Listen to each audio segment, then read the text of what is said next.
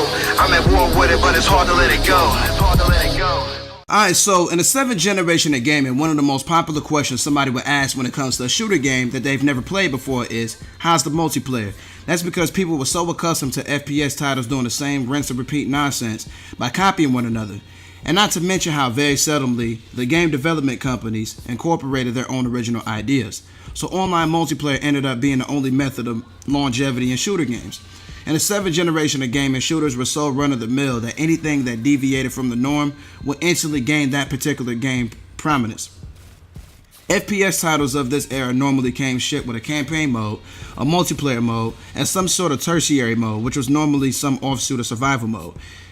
Think of Call of Duty, World at War, Zombies, and how Gears of War 2 introduced Horde mode, Left 4 Dead had survival mode, Halo Reach brought us Firefight. Another thing that the majority of 7th generation shooters have in common was that their downloadable content style was pretty much the same, which was literally the same thing for almost every shooter that came out around this time. If you wanted extra content, you'd be spending 800 Microsoft points or $10 on 3 maps. And that was it, 3 maps.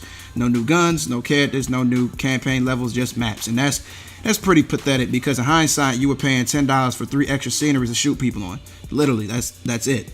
To make matters worse, game development companies started charging 1,200 Microsoft points or $15 for 5 maps. But that's fine because this time you were paying $5 extra for 2 extra sceneries to shoot people on instead of 3. Yep. But hold on, wait a minute. Actually, let me retract that because Gears of War 3 was one of the first, if not the absolute first shooter game in the 7th generation of gaming that actually had weapon and character scans for multiplayer mode, alongside more equipment for horde mode and a few extra campaign levels in its DLC that it sold. And not to mention that not many shooter games in the 7th generation of gaming existed that didn't try to copy the playstyle of Call of Duty.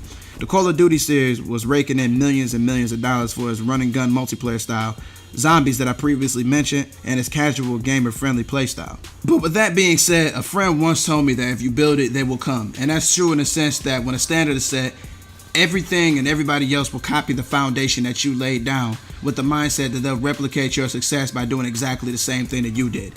Destiny was released in September 2014, and as of now, we have several titles that have released that have attempted to copy the formula of Destiny.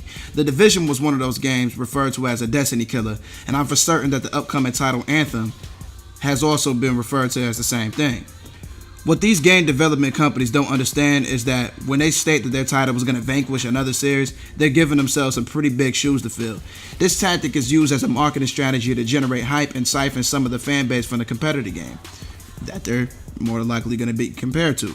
But what happens when that particular game flops? Exactly what you're thinking. The people who wasted their money and time on this new title find themselves going back to the game who was apparently in peril of being dethroned.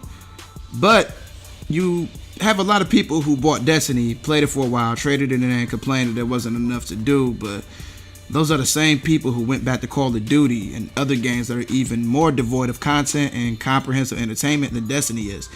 And that just don't add up. I mean, if Destiny was released early in the lifespan of the 7th generation of gaming, these so-called Destiny killers would have been coming out of the woodwork. And by now, in 2017, we'd be seeing a lot more games like The Division and Anthem releasing more frequently. I once told myself that Destiny 1 released in 2011 or around 2011 before, which was during the Xbox 360 PS3 era, a lot of its shortcomings wouldn't have been as noticeable. This is probably because games like Destiny didn't really exist, and it would have pretty much been a breath of fresh air from all the monotony and the FPS genre that was going on around the time. But most importantly, games are held to a much higher standard than what they used to be back in the 7th generation of gaming. Releasing at this point in time would have given Destiny 1 an ample opportunity to get its act together, which would have paved the way for a more comfortable 2014 release date for Destiny 2. A 2014 release date for Destiny 2 would have taken the 8th generation of gaming by storm. And with a release that early, Destiny 2 could have easily accomplished as much as Halo 2 did for the original Xbox, if not more.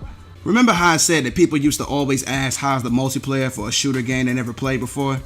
If there ever came a time where somebody would ask me that about Destiny, I'd just tell them that the entire game is multiplayer. The only true distinction between playing against other players and killing AI in Destiny is PvE and PvP, which makes it safe to say that Destiny made itself immune to the mindset of generalization that people have for all shooter games as a whole, because Destiny's entire foundation is built upon longevity and replayability and doesn't revolve solely around PvP or what would be known simply as multiplayer in other titles. Like it or not, Destiny as a franchise has set a standard and paved the way for games of this style to have a firm foundation to walk on, which has a lot of these FPS titles trying to step their game up to compete.